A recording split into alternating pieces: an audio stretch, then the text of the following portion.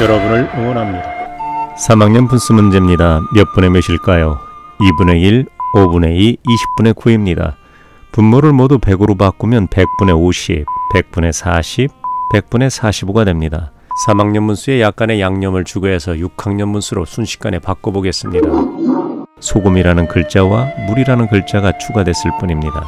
분수는 3학년 분수 그대로입니다. 똑같은 분수입니다. 소금 1개와 물 1개가 만나면 전체는 2가 되고 소금은 1이므로 2분의 1입니다. 소금 2개와 물 3개가 만나면 전체가 5가 되고 소금은 2개이므로 5분의 2죠. 소금 9개와 물 11개가 만나면 전체는 20개가 되고 소금은 9개이므로 20분의 9가 됩니다. 3학년 분수에 대해 읽는 방법만 바꾸시면 6학년 문제가 되는 것입니다. 위에서부터 아래로 읽기만 하십시오. 분수 막대기는 퍼라고 읽고 밑에 있는 100은 센트라고 읽습니다. 50%, 40%, 45%. 3학년 분수와 6학년 분수는 똑같습니다. 읽는 방법이 하나 추가되었을 뿐입니다. 함께 사는 일을 다정한 말로 응원해 주십시오. 여러분을 응원합니다. 소금물 문제입니다. 소금 50g을 녹여 소금물 200g을 만들었다. 소금 50g과 물 150g을 섞었다는 거죠. 그래서 200g이 된 것입니다. 소금물 양에 대한 소금의 비율. 뭐뭐에 대한은 대한민국처럼 중요하기 때문에 뒤에 옵니다. 시상식을 진행할 때 가장 중요한 상은 맨 마지막 뒤에 오는 것과 같습니다. 소금물 양 200을 뒤에 씁니다. 앞자리에는 소금의 양을 씁니다. 50g을 쓰면 되겠죠? 가운데에 막대기를 그어서 나누기로 만듭니다. 비와 비율은 나누기입니다. 그런데 나누기에서 막대기 하나를 생략한 만큼 쓰기가 편리했던 것이겠죠.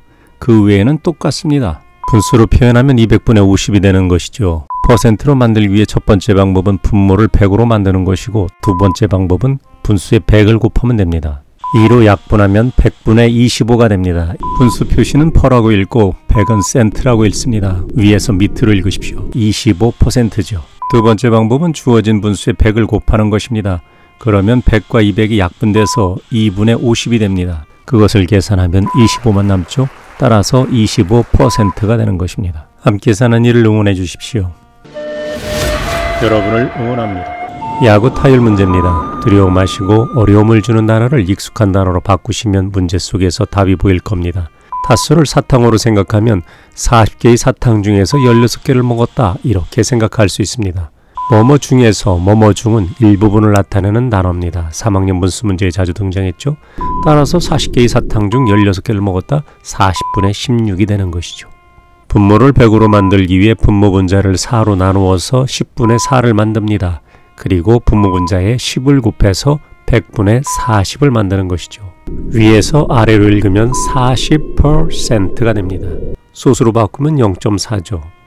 1000의 자리, 100의 자리, 10의 자리, 1의 자리가 있듯이 소점 뒤에도 자리를 나타내는 명칭이 있습니다. 할푼리라고 합니다.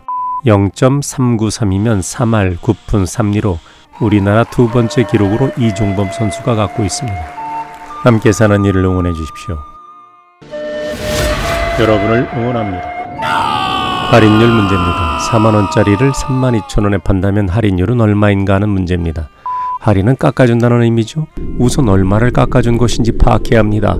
8,000원을 깎아주었으니 8,000원이 분자가 될 것입니다. 이제 4만원과 32,000원 중 어떤 것이 분모가 되어야 하는지 판단하여 분수로 쓰시면 됩니다. 32,000원에서 깎아준 것인가요? 4만원에서 깎아준 것인가요? 4만원에서 깎아준 것이므로 4만원이 분모가 되어야 합니다. 분수로 쓰면 4만원분의 8,000원이 되는 것이죠. 1,000원짜리 지폐로 계산하면 40장을 받아야 하는데 인심 좋게 8장을 깎아주겠다는 것입니다. 40장 중에서 8장을 할인한 것이죠. 40분의 8입니다. 많은 학생들이 할인율 문제를 어려워하는 것은 문제 자체의 난이도가 높기 때문이 아니라 생소한 단어가 만들어내는 두려움 때문입니다. 틀릴지 모른다는 두려움이 학생의 능력을 감소시키는 것이죠. 틀려도 좋아, 다음에 맞추면 되지. 이런 도전정신과 침착하게 문제를 읽는 것이 중요합니다. 어려운 문제도 10번 반복해서 풀면 평범한 문제가 됩니다. 틀린 문제를 10번 반복해서 풀어보시길 권해드립니다. 더 좋은 방법은 문제집 한 권을 10번 풀어보는 것입니다.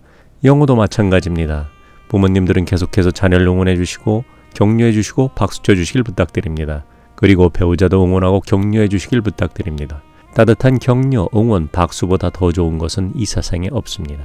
다음 시간에 또 찾아뵙겠습니다. 감사합니다.